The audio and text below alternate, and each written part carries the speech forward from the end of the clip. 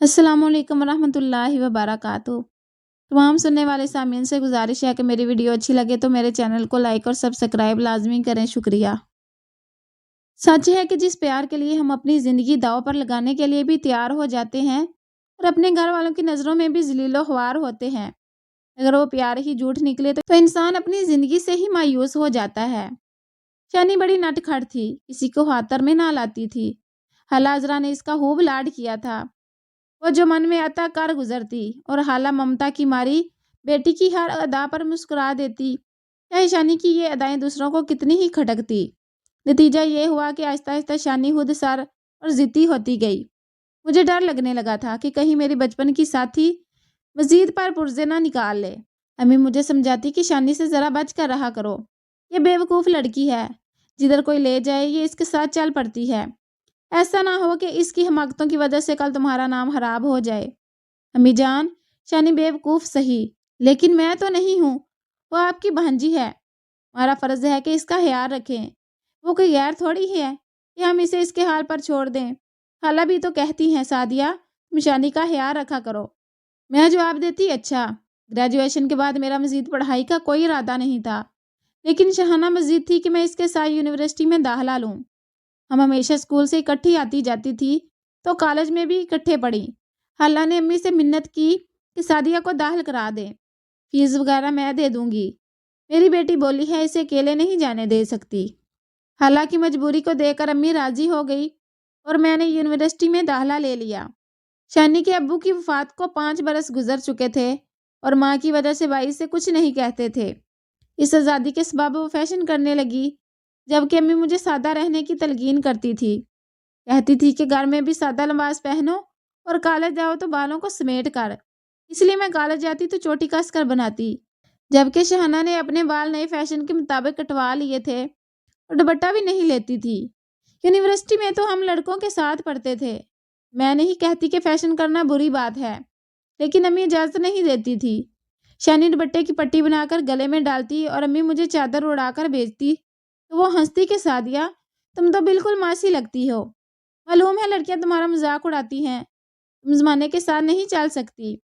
میں جواب دیتی کہ اچھا بھائی، میں ماسی اور تم بیگم صاحبہ، لیکن کیا کروں، امی کو ناراض نہیں کر سکتی۔ ہم 4 بہنیں تھیں جبکہ شانی 4 بھائیوں کی اکلوتی بہن تھی، سب نے اس کے ناز اٹھانے تھے۔ شانی میں یہ خوبی تھی کہ وہ اپنی پڑھائی پر توجہ دیتی تھی، پوزیشن نہ لیتی لیکن کسی سے پیچھے بھی نہیں رہتی تھی۔ اس کی زندگی میں کوئی غم نہ تھا سوائے اس خلش کے کہ اسے اپنے باپ کی شفقت کی کمی محسوس ہوتی تھی۔ اکثر کہتی کہ سعدیہ تم کتنی خوش نصیب ہو کہ تمہیں اپنے باپ کا سایہ نصیب ہے، بھائی جتنا بھی خیال رکھیں وہ باپ کی جگہ تو نہیں لے سکتے۔ یونیورسٹی کا پہلا برس بخیریت گزرا، لیکن دوسرے سال شانی کچھ اور بے باک ہو گئی۔ ایک ہفتے کا دن تھا، موسم سہانا ہو رہا تھا، ہم دونوں کینٹین میں چائے پینے گئے۔ وہاں ایک لڑکا موجود تھا جس نے شانی سے 2 منٹ بات کی، اس کے بعد شانی اس کی راہ تکنے لگی۔ شانی کی نگاہیں اب ہر وقت اسی کو ڈھونڈتی رہتی، جہاں بات کرنے کا موقع ملتا وہ اس کا ذکر چھیڑ دیتی۔ میں سمجھاتی کہ دیکھو شانی، ہم یہاں پڑھنے آتے ہیں، ہماری مائیں ہم پر اعتبار کر کے ہمیں یہاں بھیجتی ہیں، ہمیں بھی صرف اپنی پڑھائی سے غرض رکھنی چاہیے۔ لیکن میری باتوں کا اس پر کوئی اثر نہ ہوتا، وہ ہنسی میں ٹال دیتی یا کہتی کہ تم بہت دقیانوسی ہو، زندگی مزے سے گزارنے کا نام ہے۔ اب یہ معمول بن گیا کہ خالی پیریڈ میں وہ مجھے گھسیٹ کر کینٹین لے جاتی، اس امید پر کہ شاید وہاں اس لڑکے سے ملاقات ہو جائے جو اس کے خیالوں میں بس گیا تھا۔ آخرکار ایک دن اس کی مراد بھر آئی، ہم کینٹین میں بیٹھے چائے پی رہے تھے کہ وہ لڑکا آ گیا، جیسے وہ بھی شانی کا انتظار کر رہا ہو۔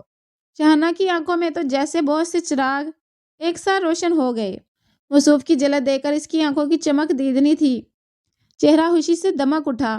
اس کے چہرے پر خوشی کے رنگ دیکھ کر لڑکے کو بھی احساس ہو گیا کہ کسی کو اس کا شدت سے انتظار تھا۔ وہ لمحے بھر کے توقف کے بعد ہماری طرف آیا اور نزدیک پڑی خالی کرسی پر بیٹھنے کی اجازت چاہی۔ اس کو اجازت کی کیا ضرورت تھی، یہ تو دلوں کے معاملے تھے، دونوں طرف ہی امید کے دیے جل بجھ رہے تھے۔ تبھی دونوں آپس میں یوں بات کرنے لگے جیسی کہ ان کی پہلی یا دوسری ملاقات نہ ہو، بلکہ دونوں مدتوں سے ایک دوسرے کے شناسا ہوں۔ میرا ماتھا اسی دن کھٹک گیا کہ یہی لڑکا شانی کی بربادی کا اسباب بنے گا۔ اس لڑکے کا نام نعمان تھا، بہت پرکشش شکل و صورت اور جگمگاتی شخصیت کا مالک تھا، مطلب یہ کہ ظاہری ٹپ ٹاپ سے A1 لگتا تھا، ایسے لڑکے جو اپنے لباس اور بالوں کے سٹائل سے منفرد ہوں اپنے پہناوے پر خاص دھیان دیتے ہیں۔ عموماً لڑکیوں کی توجہ جلد اپنی طرف مجبور کر لیتے ہیں۔ دلچسپ گفتگو میں تو وہ مہارت رکھتا تھا۔ 1 منٹ کی گفتگو میں وہ کسی کا بھی دل موہ لیتا تھا۔ مجھے اندازہ ہو گیا تھا کہ یہ دونوں ضرور ایک دوسرے سے رابطہ رکھنے والے ہیں اور ان کا یہ تعلق آگے تک جائے گا۔ وہی ہوا جیسا میں نے سوچا تھا۔ شانی کلاس سے تھوڑی دیر پہلے نکلنے لگی، مجھ سے کہتی کہ میری طبیعت خراب ہے، آخری پیریڈ تک نہیں رک سکتی، گھر جا رہی ہوں۔ اس طرح وہ آخری 1-2 پیریڈ چھوڑ کر جانے لگی۔ میں جان چکی تھی کہ وہ کہاں جاتی ہے اور کیوں۔ ایک دن میں نے شانی سے کہا کہ تم لوگ کب تک یوں ہی چھپ چھپ کر ملتے رہو گے؟ تم نعمان سے کہو کہ وہ اپنے والدین کو لے کر تمہارے گھر آئے اور رشتے کی بات کرے۔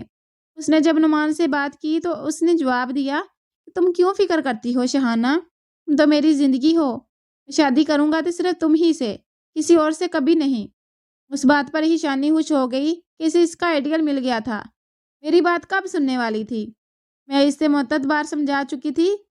کیا کرتی؟ جانتی تھی وہ جس راستے پر جا رہی ہے اب پلٹے گی نہیں جب تک کہ خود سے ٹھوکر نہ کھا لے۔ میں تو اسے اسی ٹھوکر سے بچانا چاہتی تھی۔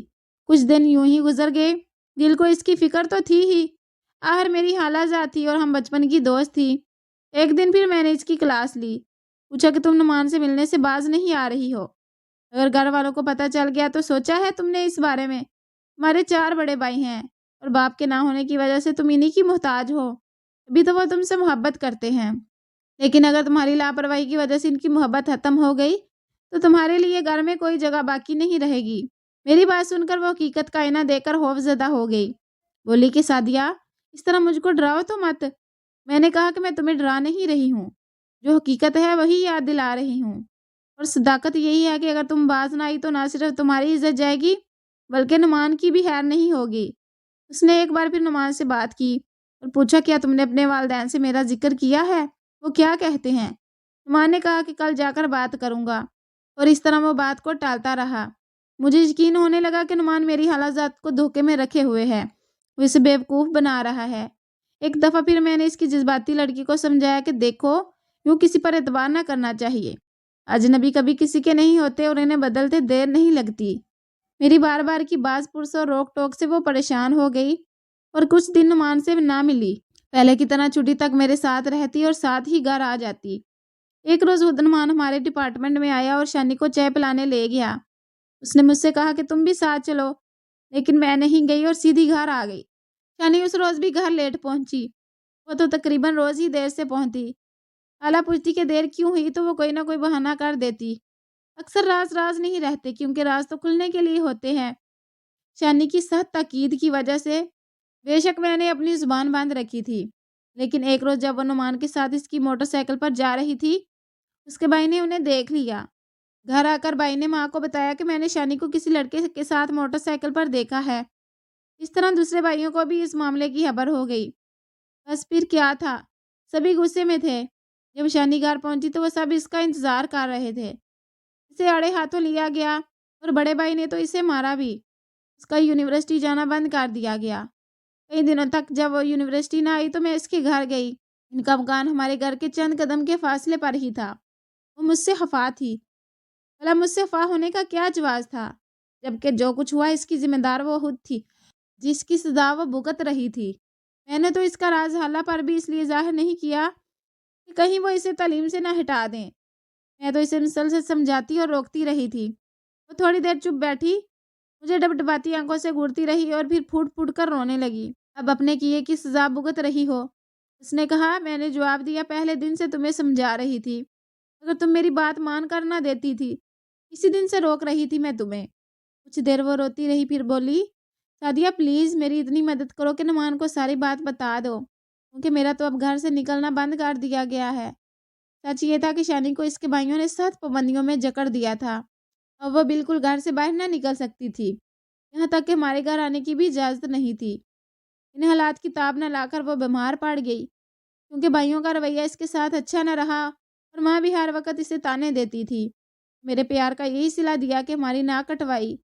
مایوسی نے اس کی رگوں میں اندھیرا بھر دیا، اسے ہر وقت بخار رہنے لگا۔ گھر والوں کی نظروں سے گر جانے کا احساس اسے اندر سے کھا رہا تھا۔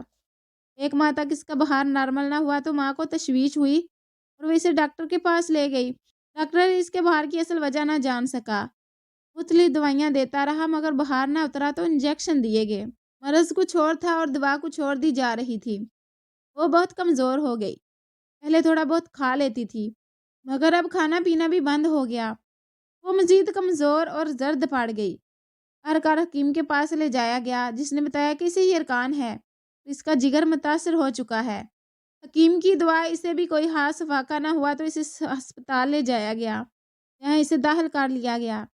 जब मुझे पता चला कि शानी अस्पताल में दाखिल है तो मेरा दिल उदास हो गया। इयादत के लिए गई तो मुझे देखकर इसकी आंखों से आंसू बहने लगे। सादिया, मान को ढूंढकर मेरी हालत के बारे में ज़रूर बता देना। मैं अभी इससे मिल तो नहीं सकती मगर कम अज़ कम इसे मेरा हाल बता दो। तुम ही मेरा आखिरी सहारा हो। मैंने वादा किया कि मैं ज़रूर बताऊंगी। मैंने नुमान को ढूंढने की बहुत कोशिश की। इसकी क्लास हमारी क्लास से काफ़ी दूर थी मगर वो मुझे कहीं ना मिला। जब मैंने ये बात शानी को बताई तो वो बहुत रोई। मैंने इससे तसल्ली दी कि तुम सेहत याब होने की दुआ करो, एक दिन इसे तुम्हारे पास ले आऊँगी। अफ़सोस होता कि शानी अब वो शानी नहीं रही थी, जो लड़की कभी ज़िंदगी से भरपूर थी। वो अब हड्डियों का ढांचा बन चुकी थी। अस्पताल में टेस्टों के बाद मालूम हुआ कि इसे जिगर का कैंसर है। यह खबर सबके लिए क़यामत से कम न थी।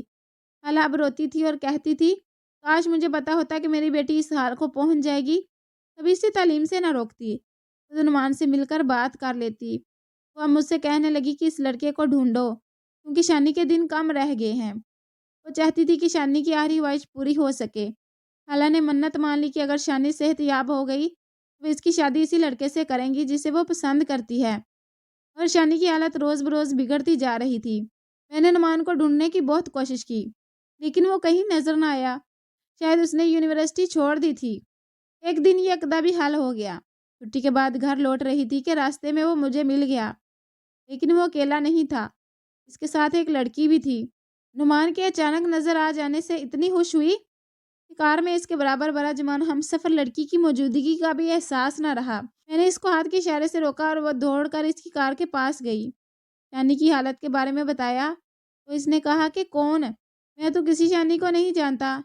ऐसा इसने यकीनन इस लड़की की वजह से कहा था क्योंकि वो इसके सामने शानी का जिक्र नहीं करना चाहता था। फिर वो बोला, आपको ज़रूर गलतफहमी हुई है, मैं तो आपको भी नहीं जानता। ये अल्फाज सुनकर मेरा सर चकराने लगा और इसने कार आगे बढ़ा दी। उसके बाद मुझे नहीं पता कि घर कैसे पहुंची। अस्पताल गई और सोच रही थी कि अब क्या कहूँ। शानी सवालिया नज़रों से मुझे तकती थी। मेरी खामोशी से इसने भांप लिया कि मामला संगीन है। वो कहने लगी, सादिया, जानती हूँ तुम हकीकत मुझसे छुपाने की सोच विचार में हो। कह दो, तुम तो हमेशा मुझे हकीकत का आईना दिखाती रही हो, तो अब ये सोच विचार कैसी?